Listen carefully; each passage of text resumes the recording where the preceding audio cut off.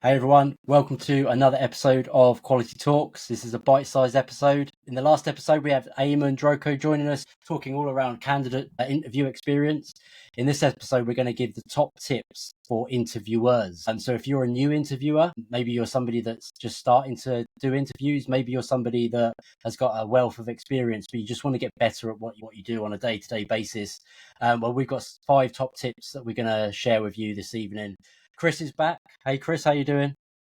I'm very well, thank you. Good Back stuff. from a trip to London this week. I don't know if we might have some listeners who attended Test Bash 3.0 in London and were there, and maybe we have a few listeners who might be at future events as well. But that's where me and Stu were on Thursday. So if you've got an opportunity, come and say hi, great. And if not, see you at the next one. Absolutely, it was a cracking event. Chris worked his magic with his talk all about vulnerabilities and superpower. So, yeah, hopefully you'll get to see that at some point in the future. Maybe maybe he'll do something live at some point online, Yeah. or maybe he'll do something even bigger and better at some sort of conference. But let's get into this episode. Let's not hang about. It's a bite-sized one. We don't have long. So yeah, as we said, 5 top tips. Chris, crack on with tip number 5. Yeah, so I hope you have all got a little bit of an appetite after the first bite-sized series, and hopefully that this doesn't hurt the digestion too much. So sit with for while we go through these tips. So for me, if we go from tip 5, first and foremost, I think definitely tip 5 from my perspective is to do your prep work. Now, I know saying do your prep work, that might seem a bit obvious, but it really isn't. From both perspectives, I know from my experience and probably as many other people's, we've sat on panel interviews with people who we know aren't prepared. And it could even be us in that situation. We've rushed around. Yeah. We haven't really given ourselves enough time. We've planned in back-to-back meetings, and it's just been a bit chaotic going into the interview. And sometimes, you're thinking, what's the person's name? What's the background? Where's the CV? Like, don't do it to yourself, and don't do it to the individual. Give yourself the time that's required to really get to understand the person's CV, their background. If you can have a little look on like LinkedIn and social platforms, if they've provided links to that sort of stuff, get a little bit of an understanding of who this individual is. Because again, like, just sitting in an interview with somebody for an hour, you don't always see uh, all sides of them. So Yeah. we have tools that are there to prepare with. So use them to our advantage by giving yourself the time to fully read through them and understand them. Yeah, so important, and I think that's one of the things I've learned over the years of not coming to literally coming to the interviews, rooting around whilst you're doing the intros, trying to find the CV. Right, it's the worst place to possibly be, and then sort of just in the moment trying to wing it, and that's not good. Right. Okay, we've all done it at some point, but yeah, definitely do your prep work. Definitely make sure that you've done your research on the candidate. You understand what you want to get out of the interview. You understand the role you're interviewing for very clearly, and obviously you're prepared for any questions you might get around that role as well, because you don't want to be in a position where you're not you come across that you're not actually quite sure what you're looking for. So yeah, make sure you do that prep work. Tip number 4 then.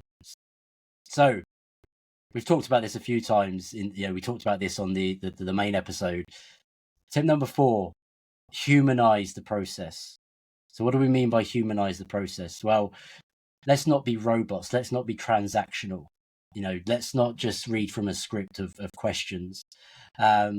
Really make the candidate feel welcome. Make them feel comfortable. I said it before. The worst thing for me is an interview where you just don't smile. It's like, oh, I can't deal with that. A smile doesn't cost anything in life, right? So yeah, for me, it's like humanize the process. Chris, you got anything to add on that one?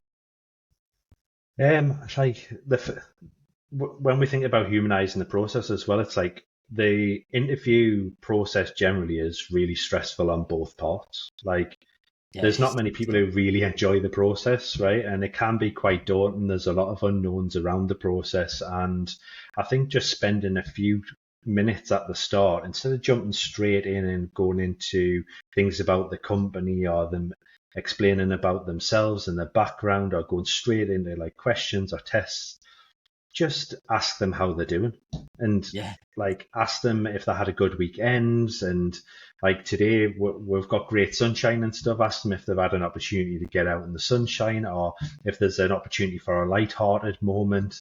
Like share that with the candidate. It'll go 1,000 miles towards relaxing somebody in that moment, because that's what we want. If somebody's relaxed in that hour, you're going to get much more out of them and be able to see glimpses of who they really are. But when we're trying to perform under an immense amount of pressure, it's a fight or flight moment, and we don't always come across how we would want as an interviewee or an interviewer as well. So Yeah.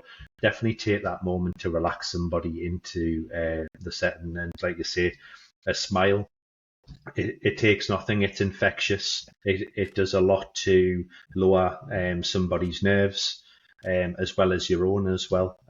So take the opportunity to do that. Yeah. Definitely. And like, And sorry, yeah, I mean, Eamon in the last episode, he said one of the best interviews he had was exactly like that, right? He was made to feel comfortable. He was made to feel like he could be vulnerable, be himself. And that's, thinking of it from a candidate's perspective, as you doing the interview, that's what you ideally want to be. You want to be getting the best version of that person that you're sitting interviewing, right? So definitely. And like when the person walks away, and this is what I think we forget a lot is about interviews, is when the person walks away from the interview, regardless whether they have been successful or not, they should walk away feeling empowered and like really happy that they've done that interview process, because it's about them selling themselves about all of the great things that they could potentially bring to a company. It's not about picking flaws in the things that they don't have. yeah, exactly that. Tip number 3.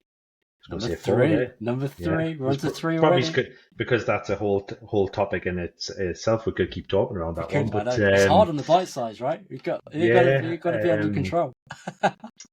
Tip number 3 is have diversity in your interview panel.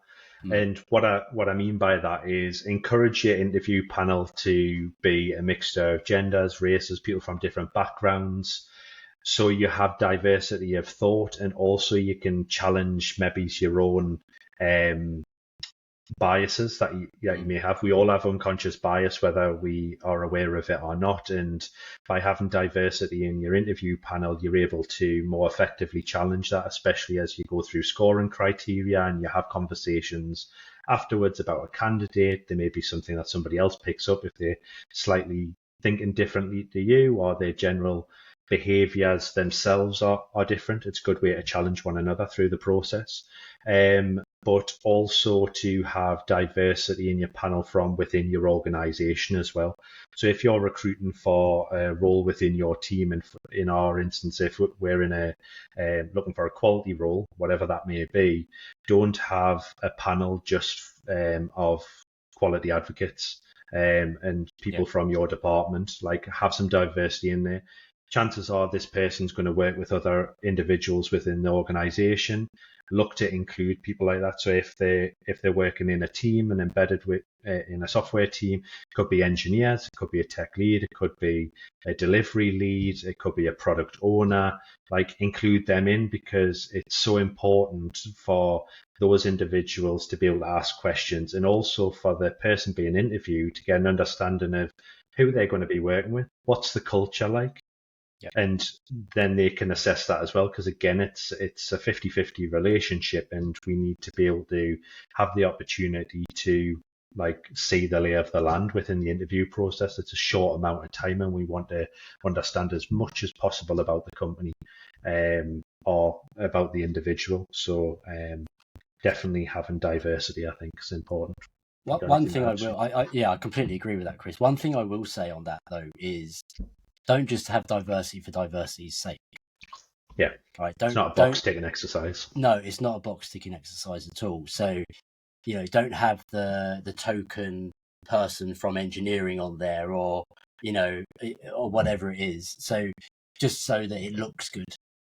You want to make sure that your interview panel is diverse for the right reasons, and it's inclusive for the right reasons, and that everybody contributes into the conversation in some way, and they bring something to that interview process. There's nothing worse than just having people sat hardly saying anything, and it's kind of like, what are they really here for, right? And to be fair, I've been in that situation where I've been asked to come along to an interview, and it's like, okay, but why am I really here? Because everybody else is conducting the interview, and I'm just sat there like, well, just in case you get a question. I'm like, okay. So absolutely make it diverse, absolutely make it inclusive. However, make sure everybody has a role to play. Coming back to the prep as well, prepping everybody, making sure that, and also it feeds into tip 4 in terms of making sure that everybody is showing the same type of consistency in how they're approaching things, and humanizing the process, and etc. And just to add on that as well, because you just triggered a point in my head, but like, we as leaders, we always want to look for opportunities to help build future leaders, and there's nothing worse than stepping into a new role into a leadership role and being presented with your first interviews and never having that experience. So this is a great moment to encourage part of your team, or people who don't necessarily have that interview experience, to come into that interview setting, be supported by you as an experienced leader, to say, look, I've got you in this situation, and go through to your point about tip 5, doing your prep work, do it with that individual, set the expectations, the type of things that they might want to ask and things, but also know that they're supported in that environment as well, because it will go a long way to building people's confidence in the future, and also setting the tone for your company in years to come. Yeah, absolutely. And just to build on that a little bit more, I mentioned about there's nothing worse than having people sat saying nothing in the interview. Sometimes in those situations, you can just have people come in and observe, right? Yeah. But make it clear that the person is here, they're just observing, they're learning, make it very, very clear up front, so the candidate doesn't feel awkward in any way. But you're still bringing that, you're still preparing people for the future, to be able to step in and do those interviews. We're on to tip 2. Tip number 2. We're almost at number 1. What could tip number 2 be? So, tip number 2. We're always really good at this, Chris, aren't we? I think we're probably really, really good at this now. Wry smile. And we always go over on recording. Time management. Time management is tip number 2. We don't mean poor time management. We mean good time management, obviously. And what we mean by that is really, thinking about how you're going to structure the interview, making sure you allow time throughout that interview for candidate questions, really good and meaningful interactions. Don't make it so it feels rushed. Don't make it so that, we'll take questions at the end. You'll have time at the end, and then you get to the end and you got 2 minutes for questions. That's a horrible experience for a candidate. From experience, my preference, we've done this, Chris, in terms of how we've interviewed together before, is allow space for interview, for questions from the person being interviewed, from the candidate, throughout the process, right? Throughout the interview. Because it also helps you connect into different conversations and allows things to flow more naturally, rather than it just being transactional of like, I'm going to ask you a question, you're going to give me an answer, I'm going to ask you another question, and so on and so on. But also be clear, up front about the structure of the interview, so that, the candidate has a feel for where and how the interview is going to flow, but also the sort of the timing around certain things. So if you were to sort of say, right, we're going to start with some intros, then we're going to go into, just some sort of general conversation around the role, and then so at least they know where we are through the interview process, like that actual interview. It just helps as well, and I think it's just really, really, really important to kind of set that scene and set that context. Yeah, I think as well, like when we think of time management as the person interviewing, once to Stu's point, you've got to give opportunity to the person being interviewed towards the end of the conversation, if not throughout, to ask their questions, because typically 90% of an interview is normally us asking questions of the person being interviewed, and it doesn't really seem fair when it's a 50-50 relationship. But also time management for yourself after the interview has finished. So making sure that you have time allocated after an interview to come together with those people who are on the interviewing panel to discuss thoughts and scoring, and also to write up constructive feedback for the individual there and then when it's most freshest in the mind and you have all of your notes to hand. Don't leave it till days later when you maybe's interviewed another 4, 5, 6 candidates or more, and you've kind of lost the personality and the moment of that person sharing, and then you're trying to pull feedback together and it just doesn't necessarily come together in the most relevant way for that individual to then build upon, regardless whether they are get accepted for the role or whether they were unsuccessful as well. So I think it's really important to allow yourself the time for your own self, but also to provide that feedback, because people go through a lot during the interview process, and it's incredibly stressful, and they're putting themselves out there. So the least we can do is provide some feedback that they can build upon as well. Yeah, and it's constructive feedback, right? That we want to provide to them, and it allowing us, and that takes time to formulate and get down into a way that people can relate to and find useful. And I think the other thing around time management is, how often are we on an interview and you've got a meeting straight after, right? Mm-hmm. So if it does start to get closer to the end of the interview time, and you're having a really good conversation, or that the candidate's got more questions, that's not a great feeling. Or when you go, I've got to go because I've got another meeting, right? To try and allow for time, a gap up, at the end, to almost like a buffer zone, if you like, contingency zone. Now, I know it's not always, the people doing the interviews that put the times in, right? But you have control of your calendar after that time. So just block that time out, right? And ensure that, it gives you a bit of an overspill should you want it, right? Because sometimes I don't want to leave the interview. I want to keep chatting and just finding out more about people, right? And so for me, I think just, you have control of that space afterwards. Do that. Like you say, Chris, as well, you can do that, block that time straight afterwards to, go and do, consolidate, reflect, write down your feedback, write down your scoring if you're doing scoring. Try and do it as soon as possible. But always have a bit of a buffer straight after. Also, it helps you unwind a little bit as well. Yeah.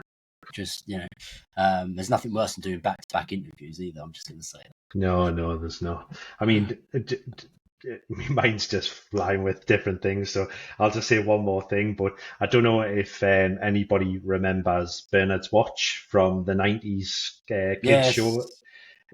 I mean, maybe it's me and Stu showing what age. Yeah, if you don't know what it is, go check out Bernard's Watch and try and find some old episodes on it.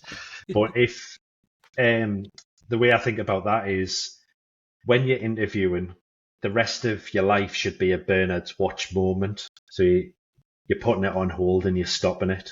So any other distractions that you may have going on, upcoming meetings, we always get the calendar prompts popping up on the screen, or we might get a message from someone, or you might get distracted with your phone. It's connected to your headphones, or you're getting text messages. Just put a Bernard's Watch moment on that and just stop everything in time. just to give yourself the opportunity to be in the moment with that individual, because they deserve that respect. And it's the only way that you're going to present your best self as well and sell your company to that individual, by giving them wholeheartedly your full attention. Because when the interview is over, you can always just click the Bernard's watch again, then everything comes at you at once. So sometimes it's nice as well. It's a bit of an appreciation to realize, like not everything has to be 100 mile an hour in life. Like we can just focus on one task at a time. Yeah. So yeah. Yeah, go and check that out. Go and Google it. We'll link it in the in the show notes as well. I'll Bit dig nostalgia. it out. I'm sure it's on YouTube somewhere. I'm sure it's on YouTube. It will be, yeah. Although I was a little bit older than you were in the 90s, Chris. I'm just going to throw that out there. I was leaving school in 95. Anyway. You are my age. Yeah. Yeah, love you too, man. So what's our final tip, Chris? What's our final or our top tip? We got so many more, but we had to consolidate these down to 5, right? What is our number one tip for the audience around interviewing? For me, and we touched slightly on it there, but we did. It can be a lot harder than you think, because of life distractions. But be present in your body and in your mind. So there's one thing to turn up to a meeting and be there. And again, like I said, you might have distractions and stuff, but you need to prepare yourself and take in tip 2, tip 3, tip 4, and tip 5 to be able to do this, just to be present in body and in mind. And when we say in mind, what we mean by that is to listen, to understand, free from distractions. You're not there to interrupt the person or to be constantly thinking about your next question, because you should be on the ball with that because you've done your prep work. It's about listening to the person in that moment and fully understanding what they're saying and how they're trying to conduct themselves and get the message across. Because that's what ultimately matters. Because if you allow yourself to be distracted in any way and you're just present within your body, then that message that they're trying to get across is gone in a split second, and you can't really backtrack in the interview. So do yourself and everybody else a favour and give yourself that time to be present. Yeah, and like Chris said, you can use all the tips that come before this one to allow you to do exactly that, right? It's really, really important that you're, and I've done this in the past where you're constantly thinking about the next question because, guess what? I've got the questions written down and I've got to get through the questions. And therefore I'm not really listening to what you're saying because I've got my questions, right? I've stopped doing that completely. I don't have any pre-written questions at all, right? I might know the types of questions that need to be asked, but what I'll try and do is I'll try and feed them into a conversation, which makes me listen to understand, right? And then I can build from there. I can use what I'm hearing to then ask those questions, but ask them in a way that allows conversations to flow. Now, obviously, having sort of experience from being a coach and things like that, you listen to understand during coaching, right? So it massively helps. And it's surprising, like if you do coaching training, how you can then apply that, especially like active listening and unconditional positive regard into an interview process. So definitely, be present, like Chris says. Switch bloody Slack off. Honestly, it's the worst thing ever. And not even, it's like you might get a notification, but when you can hear somebody else's pinging, that's even worse in my mind. It's like, switch Slack off, switch emails off. Nobody really reads emails, but you know what I mean. Anything that's going to distract you, switch it off and just focus on being in that moment with that person. You could almost say like you're on a date with them, but that sounds really weird, right? So maybe not go that far. But yeah, just be present and just turn off as many distractions as possible. You know, if you're in person and interviewing in the office, obviously ensure you've got a good space that you're interviewing in that doesn't have too much going on. It's not, you know, it's void of any noise, external noise, avoid of any external distractions, you know, all that kind of stuff, to try and just, you know, allow you and the candidate, you know, because it's the same thing for the candidate, right? They could be easily distracted if there's lots going on, especially if you know, the interview's actually in person. And all these tips that we're talking about, you know, can and should be applied, whether it's done over Zoom or any sort of video call, and also in person, right? It doesn't, it makes no difference whatsoever. So yeah, so that they are our 5 top tips. Chris, have you got one more? You've always got something else to add. We're gonna go for a bonus one. What have we got? Put you on the spot now. Look at this. I'm not too sure because there's quite a number of things that would probably tie into that. Not too sure. Right, do you know what mine is? Go on. Make it fun, baby. Yeah, you've got to make it fun, yeah. Make it fun. Life's too short, right? Don't be doing all this serious malarkey. Just make it fun. I mean, obviously, me and Chris make everything really serious, as you can tell from our podcasts. But yeah, just enjoy the moment. Make it fun. Make the candidate feel like that you want them to be there, and just have a laugh, have a joke, just lighten the mood, just enjoy it. Right? It doesn't have to be all this really serious transactional stuff, right? I want to leave an interview as an interviewer, you know, full of energy, and you know, I don't want to be like, oh God, that was so hard. Sound like Kevin now. Oh God. You know, do you know who Kevin is, Chris? You know who Kevin is. You don't know who Kevin is. Oh no. I was just quite enjoying you doing the voice, to be fair. Oh no, you're gonna have to look up Kevin and Perry now. Oh, it's so unfair. Anyway, that's a completely different episode.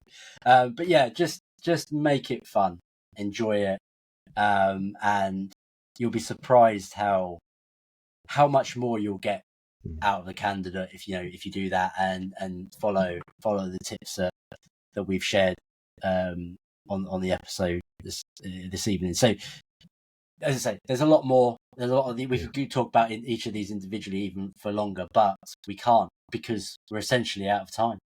Time goes quick. I had one. Go on, Chris. I'll give you one. I'll give you one more. I won't give you one, but I'll give you one more. So I couldn't think of anything because I thought you were under a bit of a winner, and it triggered me brain when you said about it being like dating. Because honestly, I think it really is. It's like speed dating. You've got an hour with that individual, and this is why it's so important to follow all of these steps to get the most out of that hour, because this is potentially a lifelong relationship. You don't know if you're going to work with that person potentially for the next 30 years. So would you find that one? I like it. Yeah. So would you not follow these tips if it was going to be a life partner or any other thing in your life that you are going to have to endure for 30 years? You wouldn't, right? So you want to get it right.